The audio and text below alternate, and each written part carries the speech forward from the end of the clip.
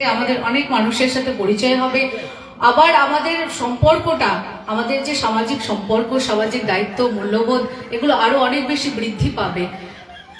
তার প্রতি, ইষ্টের প্রতি যার যার যেখানে সময় দেয় তার প্রতি, সেটার প্রতি তার ভালোবাসা বাড়ে।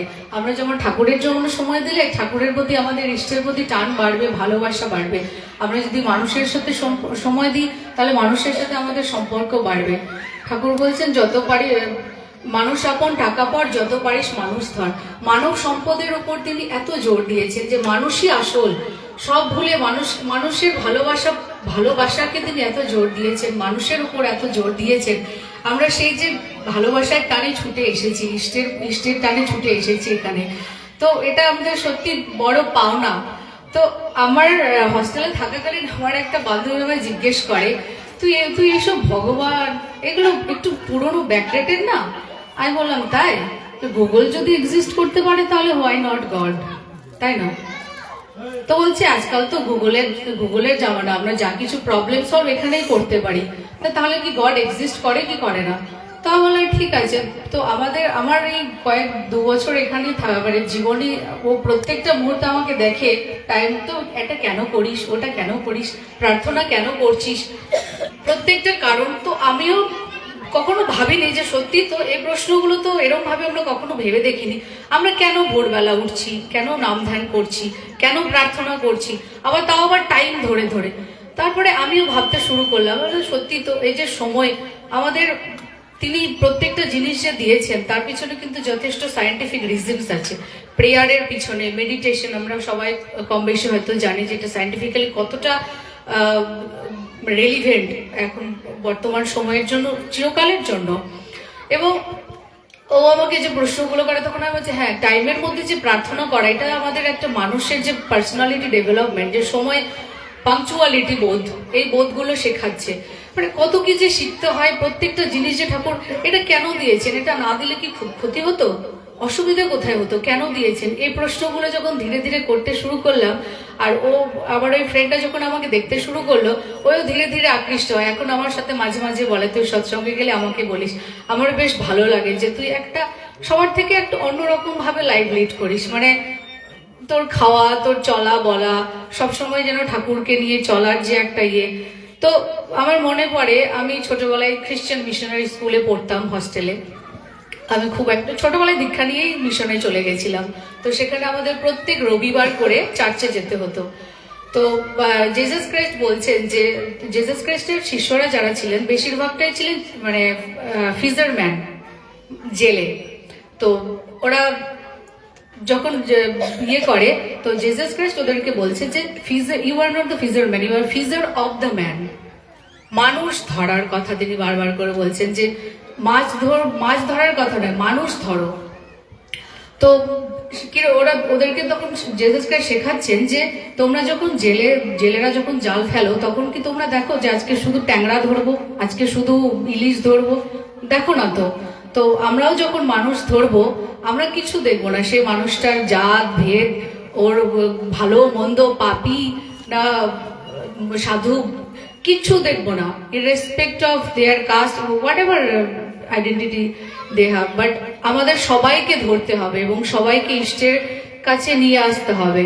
এটাই হচ্ছে তার একমাত্র, তিনি সবসময় চেয়েছেন মানুষের কল্যাণ, মানুষের ভালো লাগা, মানুষের ভালো করার জন্য, যেন অন্যের করার মধ্যে দিয়ে যেন আমার আনন্দটা ফুটে ওঠে। তো আমরা এই চেষ্টাটাই করব যে আমরা যেখানে থাকবো, যেখানে যাব, ঠাকুরকে নিয়ে যেন আমরা চলতে পারি, ইষ্টময় জীবনযাপন করতে পারি, আরো যেন তার দিকে এগিয়ে আসতে পারি। এবং আমাদের যারা ছোট ছোট, আমাদের বয়সে যারা ছোট ছোট ছেলেমেয়েরা বাইরে থাকে, হস্টেলে থাকে, তাদেরকে অ্যাকচুয়ালি আমরা যারা সৎসঙ্গী আছি তারা তো ঠিক আছি, কিন্তু যারা ছোটরা, তারা কিন্তু তাদের অনেক রাস্তা আছে ডাইভার্ট হয়ে যাওয়ার, অনেক প্রলোভন, অনেক রকমের ডিস্ট্রাকশনস থাকে। এবং তাদেরকে আমরা আরো চেষ্টা করবো যাতে তাদেরকে তুলে আনা যায়। তাদের রাস্তাটা কিন্তু তাদেরকে কুপথে বা ভুল পথে নিয়ে যাওয়ার জন্য বহুত রকমের মানুষ আছে, বহু রকমের উল্টোপাল্টা, আমাদের মোবাইল থেকে শুরু করে নানান রকমের ডিস্ট্রাকশন। এবং আমি এটাই অনুরোধ করব সবাইকে, যেন আমরা আমাদের ছোটরা যারা আছে, কারণ ওদের মধ্যে সবসময় একটা কনফ্লিক্ট চলে যে science or religion, god or Google, এরকম একটা ডিলেমা চলে যে কে বেশি আমাকে এফেক্ট করছে, কে এক্সিস্ট করছে, কে মানে তাদের অনেক ভুল পথে রাস্তা যাওয়ার অনেক রাস্তা আছে। আমরা চেষ্টা করবো আমাদের ছোট ছোট যারা আছে, যারা স্কুলে কলেজে বাইরে পড়াশোনা করে, তাদেরকে বারবার করে ঠাকুরের কথা বলতে, তাদের ইষ্টের দিকে তুলে, ইষ্টের টানে তাকে রাঙিয়ে তুলতে, এবং আমাদের তো জীবন্ত আদর্শ আছেন তার দিকে রাঙিয়ে দিতে। আমার যেমন ঠাকুরের প্রতি সেরকম আমার কিন্তু খুব একটা ছোটবেলা থেকে দীক্ষিত, কিন্তু ওই আচার্য সঙ্গ বা পূজনীয় অবিন্দের সঙ্গ না করলে আজকে হয়তো এই জায়গায় থাকতে পারতাম না। পূজনীয় অবিন্দ ধরে ধরে আমি যখন পূজনীয় অবিন্দের কাছে প্রথমবার গিয়েছিলাম, আমার মা নিবেদন করছে, আমি আছি দাঁড়িয়ে, আমি তো তেমন, আমাকে প্রথমবার দেখে বলছেন আমি তোকে চিনি অনেক আগে। আমি তখন খুব আর্গুমেন্টেটিভ মাইন্ড আমার, তো আমি বলছি আমি কিন্তু আপনাকে কোনোদিন দেখিনি। উনি বলছেন আমি তোকে বহু আগে চিনি। আমি বলছি আমি কিন্তু আমার কোনোদিন দেখিনি। তো এরকম করে কথা হয়ে তারপরে আমার হাত দুটো ধরে বলছেন আমার তোর মতন মানুষ খুব দরকার, তুই আবার কাজ করবি, একসাথে আমরা কাজ করব। আর তখন আমার কিন্তু ধারণা ছিল না উনি কে কি, অত অত খুব একটা ইয়ে ছিল না। এবং ধরে ধরে তিনি ধরে ধরে শিখিয়ে দিলেন যে কিভাবে কাকে ভালোবাসা, আমরা যে ভালোবাসা বলি, আমাদের সবার যে বললাম ছোট ছেলেমেয়েরা কেন বাইরে গেলে এতটা ডিস্ট্রাকশন হয়, ভালোবাসার অভাব। আপনারা তাকিয়ে দেখবেন আপনার ছেলেমেয়েরা যারা ভুল পথে যায়, আরো অন্যান্য যা কিছু করে, মদ খায়, ভুল সঙ্গ যায়, একটাই কারণ, ভালোবাসার অভাব। তাদের যদি ভালোবাসা জীবনে থাকে, তাদের জীবনে যদি পূজনীয় অবিন্দ থাকেন আষ্টে পৃষ্ঠে জড়িয়ে, এবং তাদের জীবনে যদি আচার্যদের থাকেন, আমার মনে হয় না তাদের ভুল পথে যাওয়ার কোনো ইয়ে আছে, অপশন আছে। তো আমি এটাই চেষ্টা করবো যে তিনি যেভাবে ধরে ধরে, একদম হাতে ধরে ধরে কাকে ভালোবাসা বলে, ভালোবাসা কি, ধরে ধরে শিখিয়ে দিলেন। এবং আমার মতো আমি পুরো চ্যালেঞ্জ করেছিলাম, আপনি যাই হন না কেন, আপনি কোনোদিন আমাকে দিয়ে এটা করাতে পারবেন না, আপনি কোনোদিন এটা করাতে পারবেন না, কিন্তু করাচ্ছেন সেটাই যেটা তিনি চেয়েছিলেন, অটোমেটিক হয়ে যাচ্ছে যেন। আমি এমনও বলেছিলাম, আমি আগে ভেজিটেরিয়ান ছিলাম না, আচ্ছা আপনি ভগবান হন যাই হন, আমাকে দিয়ে ভেজিটেরিয়ান করাতেই পারবেন না, আমি এক বেলা আর বিষ ছাড়া থাকতে পারি না। কিন্তু অদ্ভুত ভাবে জাস্ট একটা কথা বলেছিল, তুই যে আমাকে বলেছিলি আর ভেজ খাবি না, ব্যাস হয়ে গেল, আর নন ভেজ খাবি না, ব্যাস। জানি না ওনার বলার মধ্যে একটা কি যে থাকে, একটা অদ্ভুত, যেমন চুম্বকের কাছে লোহা গেলে অটোমেটিক আকৃষ্ট হয়ে যায়, ওনার কাছে আমরা যখনই যাই, সেটা ছোট বড় যে কোনো যে ভেদাভেদ থাকে না, ছোট বড় বা ছেলে মেয়ে, সবাই তার প্রেমে অদ্ভুত ভাবে, যেমন ওই চিনির রসের মধ্যে যেমন পিঁপড়ে মাছের মুখে সবাই আটকে যায়, সবাই যেন তার প্রেমে চুম্বকের মতো আমরা আটকে গেছি। এবং তাকে ছাড়া এখন আমাদের জীবনটা মনে হয় কি একটা, মানে ভাবতেই পারি না। মনে হয় চারিদিকে যত লোক ভালোবাসা দেখায় সেগুলো তো সবটাই ফেক। রিয়েল লাভ যদি কিছু থেকে থাকে, যদি সত্যি আমাকে কেউ ভালোবেসে থাকে, প্রতি মুহূর্তে আমাদের যখনই আমাদের মনে হয় যে আমার পাশে কেউ নেই, আমার একদম সময় খারাপ যাচ্ছে, সবসময় মনে হয় তিনি তো আছেন। এবং তিনি আমাকে এমন বলেছেন, আমি তো সবসময় আছি তোর পাশে, তুই বুঝতে পারিস না? বলছে কই, আমি তো দেখতে পাই না, আমি তো কথা বলতে পারি না, আমি তো আছি সবসময়। তো এই যে তিনি যে ফিলটা করাচ্ছেন যে আমি তো সবসময় দেখি তুই কি করছিস, তো এই যে বোধটা আমরা ভাবি যে আমরা দেওঘরে গেলেই বুঝি তার দেখা পাবো, তিনি সদা সর্বদা অতন্দ্র প্রহরীর মতন আমাদেরকে পাহারা দিয়ে যাচ্ছেন। এই বোধটা আমাদের ভীষণ দরকার, আমাদের স্পেশালি আমাদের ইয়াং জেনারেশন যারা আছে। তো আমি চেষ্টা করব সকলের কাছে এটা প্রার্থনা, আপনারা বড়রা যারা আছেন, শ্রদ্ধেয় গুরুজনেরা, তারা তো ইষ্টপ্রাণ মঙ্গলময় জীবন যাপন করছেন, এবং চেষ্টা করবেন আপনাদের সন্তানদেরকে আরো ইষ্টের রঙে রাঙিয়ে তুলতে। দেখবেন যে আর তারা ভুল পথে যাবে না, পরে আপনাদের আর চিন্তা করতে হবে না যে আমার ছেলেটা মেয়েটা কেন ভুল পথে গেল। তার কাছে আমরা বলি যে আমরা গার্জেন, তিনি গার্জেন, তার হাতে দিয়ে দিন, আপনাকে আর ভাবতেই হবে না কোনো কিছু নিয়ে। তো এটাই আমরা চেষ্টা করব, তার আরো যেন তার মনের মতন হয়ে ওঠার চেষ্টা করব। সকলের মঙ্গল প্রার্থনা করি। জয় গুরু। জয় গুরু। এবার সঙ্গীত কীর্তন পরিবেশন করবেন বিভু দত্ত, এরপর সঞ্জয় দাসদা প্রস্তুত থাকবেন পরবর্তী কীর্তনের জন্য।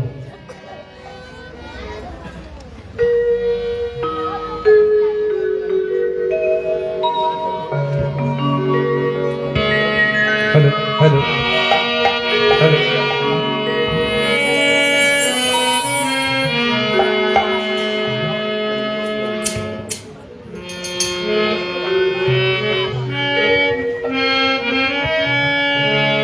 আজি আসিয়া দাঁড়ালে আমাদের মাঝে, ঠাই দিও প্রভু চরণে। কত যুগ যুগ তোমার ওই বিরহে হয়েছি যাতনা পরাণে।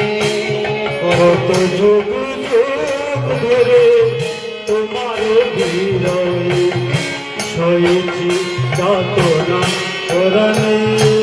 কত যুগ যুগ ধরে তোমার বিরহে হয়েছি যাতনা পরাণে। কত যুগ যুগ ধরে তোমার বিরহে হয়েছি যাতনা পরাণে। আজি আসিয়া দাঁড়ালে আমাদের মাঝে, আসিয়া দাঁড়ালে আমাদের মাঝে, আসিয়া দাঁড়ালে আমাদের মাঝে, আসিয়া দাঁড়ালে আমাদের মাঝে। ঠাই দিও প্রভু চরণে। আজি আসিয়া দাঁড়ালে আমাদের মাঝে, ঠাই দিও প্রভু চরণে। কত যুগ যুগ তোমার হয়েছি যাতনা। কত যুগ যুগ ধরে তোমার বিরহে হয়েছি যাতনা পরাণে। আকুলি নয়ন ফেরিল তোমারে অনিমেষে, শুধু বারে বারে।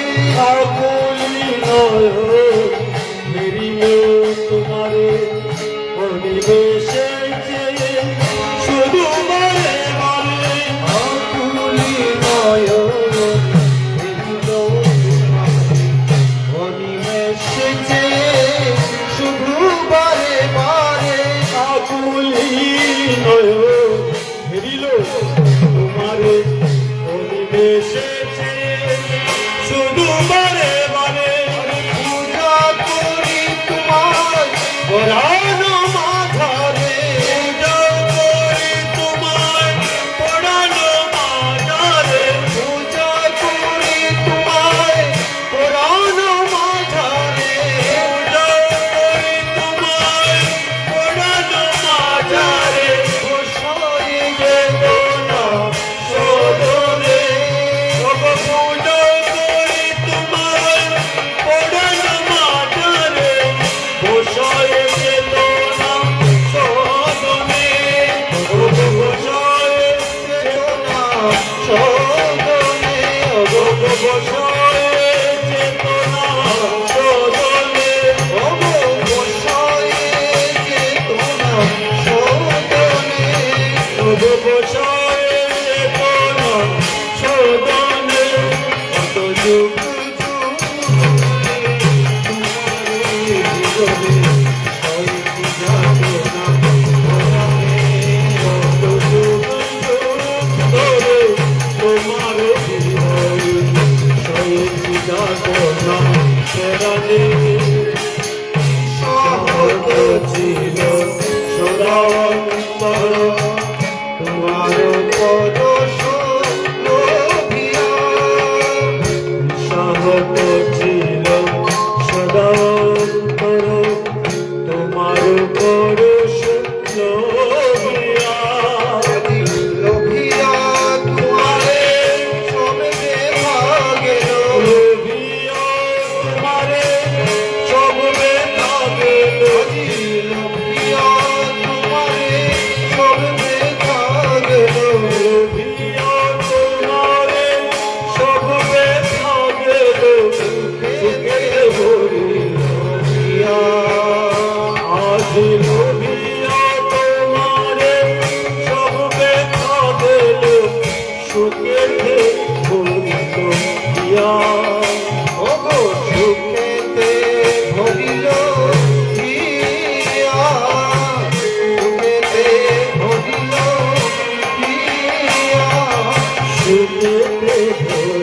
ধরিয়া ও গো কি দয়া করিলে নিও ভাজনে সবাই সে কথা বুঝাই মনে কি দয়া করিলে এই অভাজনে সবারে সে কথা বুঝাই মনে কি দয়া করিলে এই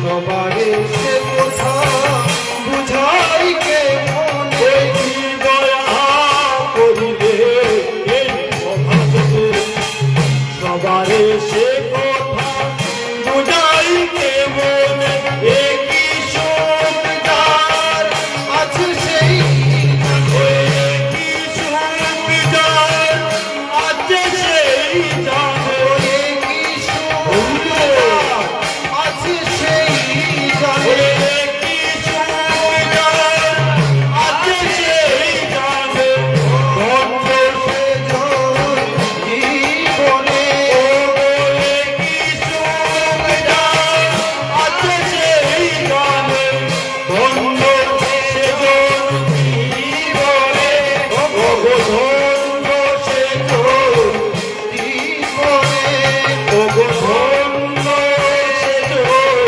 জীবনে আরে কি সুন্দর আছে সেই জানে ধন্য সে জন জীবনে কি সুন্দর আছে সেই জানে ধন্য সে জন জীবনে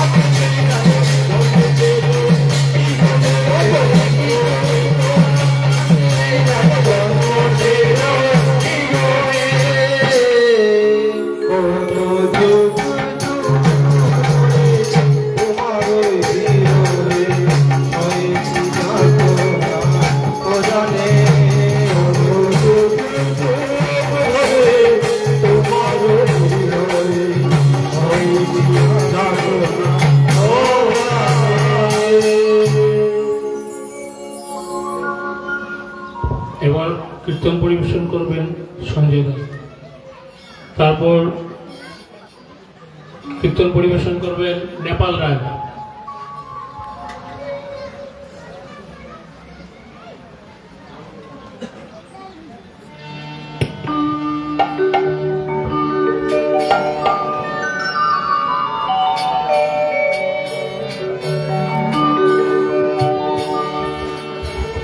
দয়াল যদি এলেন ঘরে এমন করে আর কত কুটিল মোহে অতল তলে রইবি ডুবে অবিরত কুটিল মোহে অতল তলে রইবি ডুবে অবিরত দয়াল যোগী এলেন ঘরে এমন করে আর কত দয়াল যোগী এলেন ঘরে এমন করে আর কত দয়াল যোগী এলেন ঘরে এমন করে আর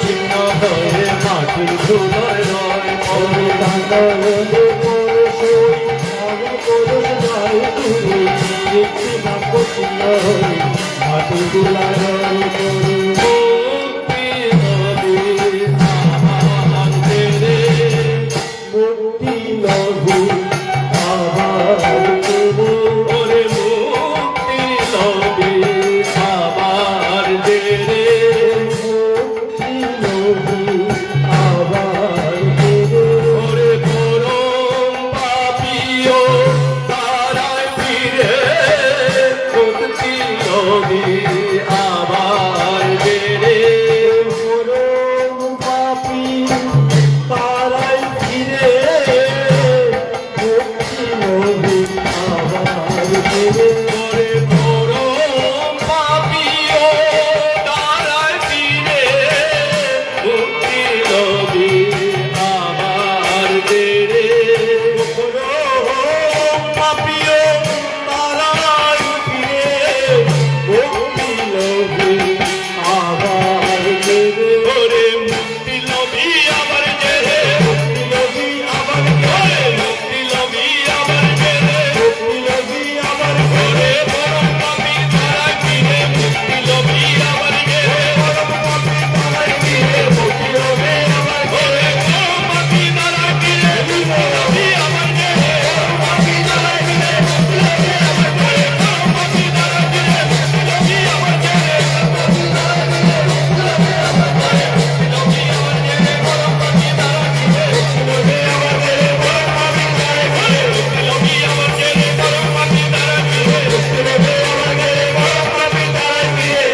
পরম গতি লবে সবাই আসার পথে হয় নিরপয় পরম গতি রবে সবাই বাজার পথে রহিরত দয়াল যদি এলেন ঘরে এমন করে আর করো দয়াল যদি এলেন ঘরে এমন করে আর কত বিউটিল মোহে তোল তোলে দৈবী ডুবে হবিরত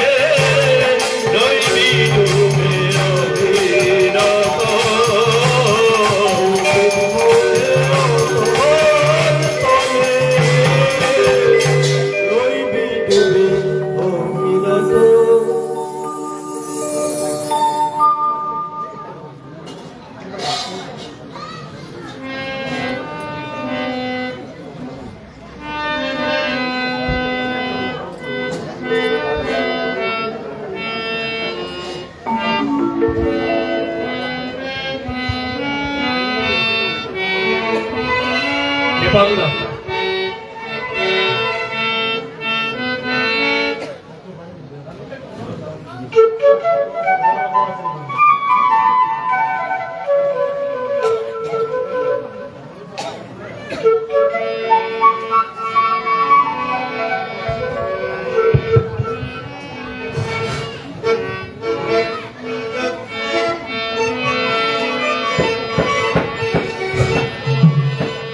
আজি ভোজু কাইলৈ ভোজু আলস্যতে দিন যায় এনে সুন্দৰ মানৱ দেহা জমে ৰৈয়া যায় রাম রাম আজি ভোজু কাইলৈ ভোজু আলস্যতে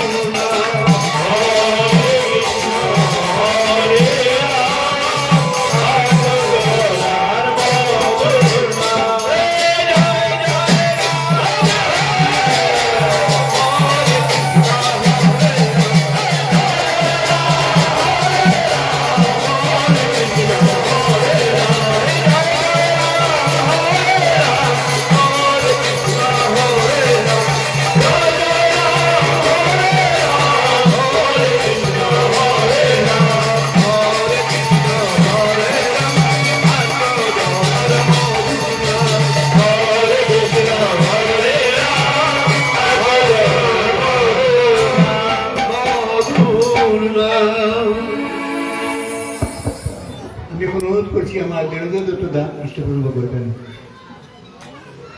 তারপরে পাল ধরে বেরোদের দুটো দাকে অনুরোধ করছি।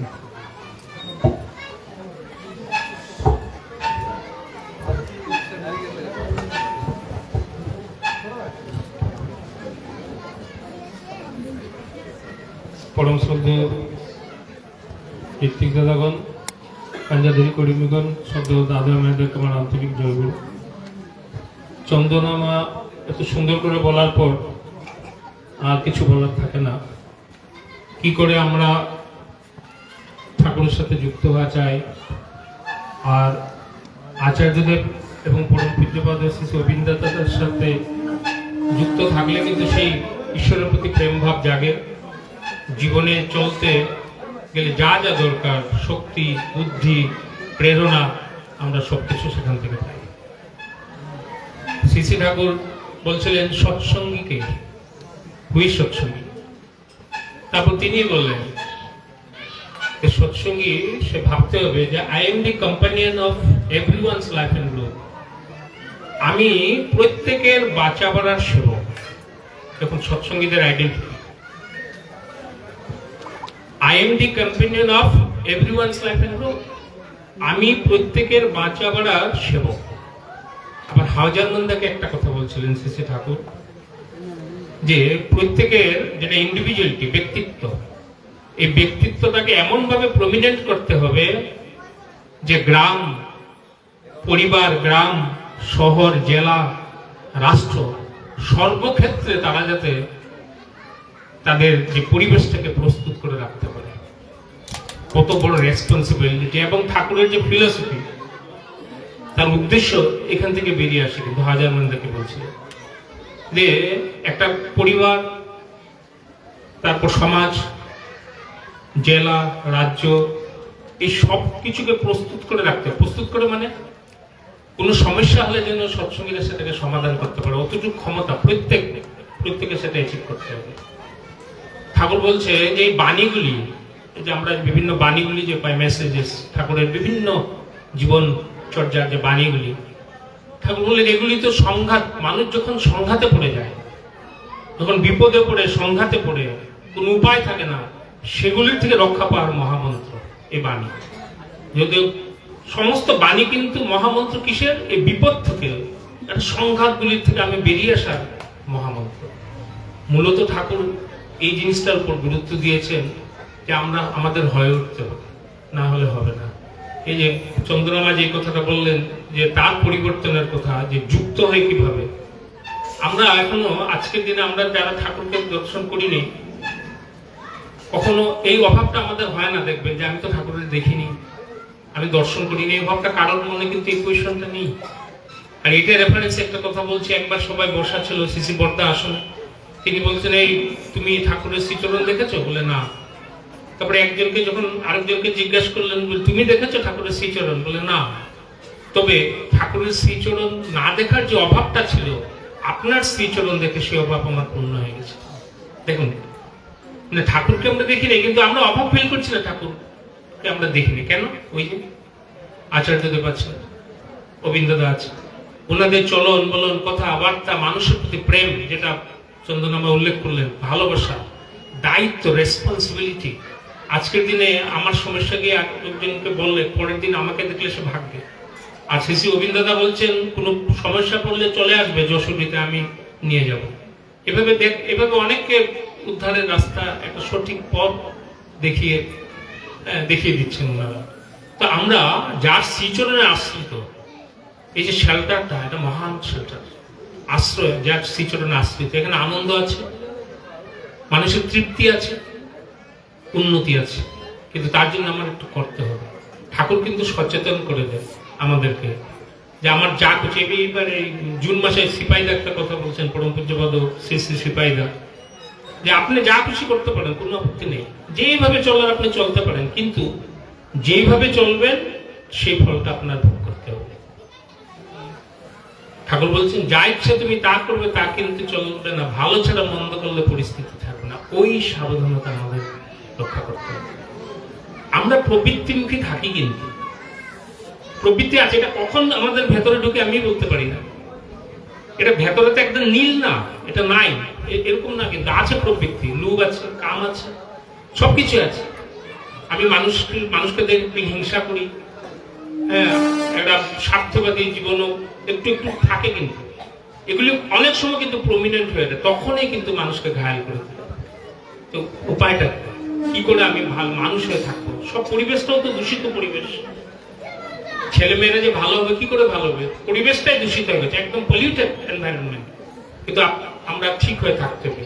ওই যে সমস্ত কিছু ঠাকুর পেনাসিয়া মহা ঔষধ দিলে আমাদেরকে দিয়ে দিলেন। বাণী তো আছে, পড়ার মাধ্যমে বললেন যে ইষ্টবিধির কথা, যারা নাকি ভোরে উঠে, শ্রী ঠাকুর বলছেন, যারা নাকি ভোরে উঠে ইষ্টবিধি নিবেদন করে, যেটা তার শরীর এবং মনের যেটা সাইকো ফিজিক্যাল অ্যাক্টিভিটি, যেটা দিয়ে যেটা ইষ্টবিধি নিবেদন করে, এই নিবেদন করার ফলে একটা প্ল্যাটফর্ম তার জীবনে তৈরি হয়। ঠাকুর বলছেন সেখানে শক্তি থাকে, একটা শক্তি সঞ্চারিত একটা প্ল্যাটফর্ম, একটা বেস সেখানে তৈরি হয়। আর এই বেসের উপর নির্ভর করে মানুষ তার সমস্যাগুলিকে সমাধান করবে। গতিকে আমাদেরকে ঠাকুর ছোট্ট ভাবছেন না, কিন্তু প্রত্যেকটি মানুষকে ঠাকুর একদম তুচ্ছ জ্ঞান করছে না। প্রত্যেকটি মানুষকে ঠাকুর গুরুত্ব দিচ্ছেন যে you are just like a university. একটা ইউনিভার্সিটির মতন ঠাকুর আমাদেরকে দেখছেন, মানে তোমরা হয় যে ইষ্টভৃতি আমরা কি কতটুকু বা বুঝি? Materialistic contest, psychophysical form of ascetic devotion, Thakur বলছেন ইষ্টভৃতি। চিন্তা করো, এটা বাস্তব, ম্যাটেরিয়ালিস্টিক, এটা বাস্তব একটা জিনিস, যেটা সাইকোফিজিক্যাল অ্যাক্টিভিটির মধ্যে পড়ে আমার। আর এটা আমার ডিভোশন, ভক্তির পরিচয়। এই যে জিনিসটা আমি নিবেদন করে আমি আমার জীবনে শক্তি সঞ্চারিত করে রাখলাম, একটা প্ল্যাটফর্ম তৈরি হয়ে গেল। আর এই প্ল্যাটফর্মে যে শক্তি সঞ্চারিত হয়, এটা দিয়ে আমার জীবনের সমস্যা আমি সমাধান করিতে পারি। আর কি দিবেন ঠাকুর? তারপরে যদি আমরা ঘাবড়িয়ে যাই, তখন তো আছেন, গিয়ে নিবেদন করলে ভালোবাসলে হয়ে যায়। ওই যে বলছেন না যে হাত ধরে চলার কায়দা শিখিয়ে, তা উই আর লাকি এনাফ, আমরা যথেষ্ট ভাগ্যবান। তাকে যদি ভালো না, বর্তমান যিনি আছেন আচার্যদেব, তার মধ্যে ঠাকুর লীলা করছেন, তার অঙ্গি ভঙ্গি, চলন, আচার, ব্যবহার, কথাবার্তা, দৃষ্টি, ফারসাইটেডনেস, সবকিছুতে ঠাকুর প্রতিফলিত হচ্ছে। প্রত্যেক স্টেপে ঠাকুর, তার ব্যক্তিত্বটাই হচ্ছে ইষ্টচেতন ব্যক্তিত্ব। এই মহান ব্যক্তিত্ব যখন সংস্পর্শে আমরা যখন থাকি, আমি যুক্ত হয়ে যেতে থাকি, মজবুত হয়ে যখন থাকি, তখন সমস্যা আসবে আমাদের জীবনে। ওই বললাম না, প্রবৃত্তি আছে, সব আসবে, কিন্তু ঘায়েল করতে পারবে না। ঘায়েল করা মানে আমাকে এমন করবে না যে আমি আর উঠতে পারছি না, যদি তার প্রতি আমার ভালোবাসা, প্রেম থাকে। গতিকে আমরা কনফিডেন্ট না, আমাদের যথেষ্ট আত্মবিশ্বাস আছে ঠাকুরের প্রতি, ভালোবাসা, প্রেম, আর এই শক্তিতে কিন্তু আমরা চলছি এবং চলতে থাকবো। এবং এই যে ধারাবাহিক যে সৎসঙ্গ আন্দোলন চলছে, মানুষের বাঁচা এবং বাড়ার যে আন্দোলন, যেটা I am the companion of everyone's life and growth, Thakur যে বলছেন আমি প্রত্যেকটি সৎসঙ্গী। গতিকে এই আন্দোলন চলতে থাকবে। আর এই সমাজটা যেদিন ঠাকুরের আতুল শ্রীচরণের সবাই আশ্রিত হবেন অ্যাক্টিভলি, সক্রিয়ভাবে, তখন সমাজের চেহারায় পাল্টে যাবে, সমাজের চেহারায় পাল্টে যাবে। ঠাকুরের বলা আছে যে তোমাদের প্রত্যেকের অন্তরে তখন সত্য যুগের মলয় হাওয়া স্পর্শ করবে। আর we are waiting for those days. আপনাদের সবার মঙ্গল প্রার্থনা করে আমার বক্তব্য শেষ করছি। জয় গুরু। এখন রূপম পাল ভাই জয়টা দেব।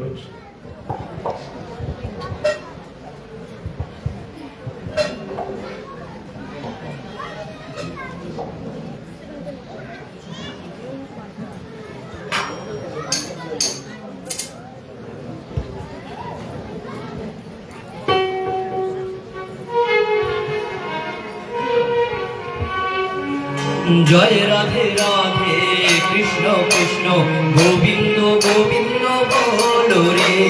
জয় রাধে রাধে কৃষ্ণ কৃষ্ণ গোবিন্দ গোবিন্দ বলো রে। জয় রাধে রাধে কৃষ্ণ কৃষ্ণ গোবিন্দ গোবিন্দ বলো রে। জয় রাধে রাধে কৃষ্ণ কৃষ্ণ গোবিন্দ গোবিন্দ বলো রে। রাধে গোবিন্দ গোবিন্দ গোবিন্দ গোবিন্দ গোবিন্দ গোবিন্দ গোবিন্দ গোবিন্দ গোবিন্দ বলে সদাই ডাকো রে। রাধে গোবিন্দ গোবিন্দ গোবিন্দ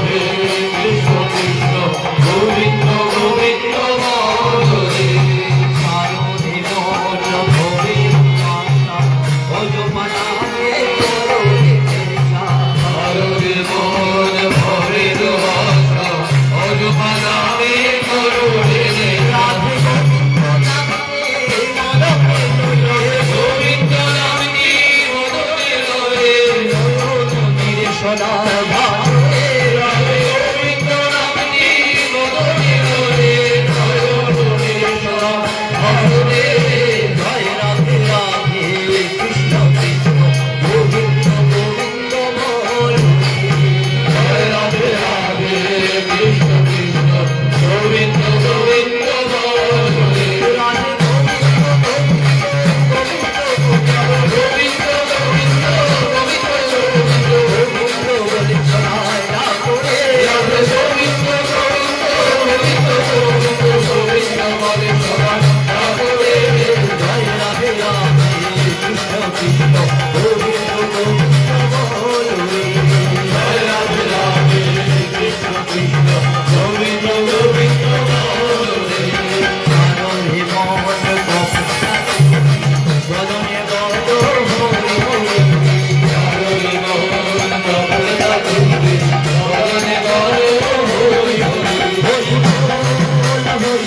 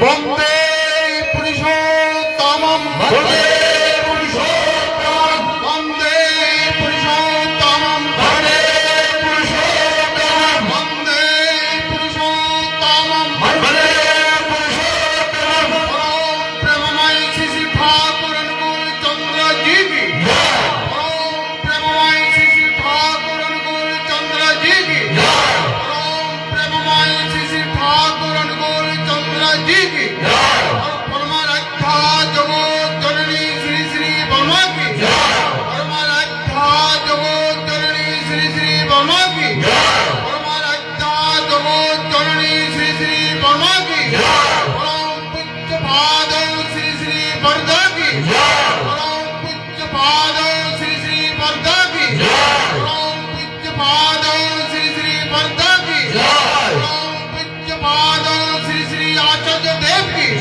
পরম পূজ্য পাদ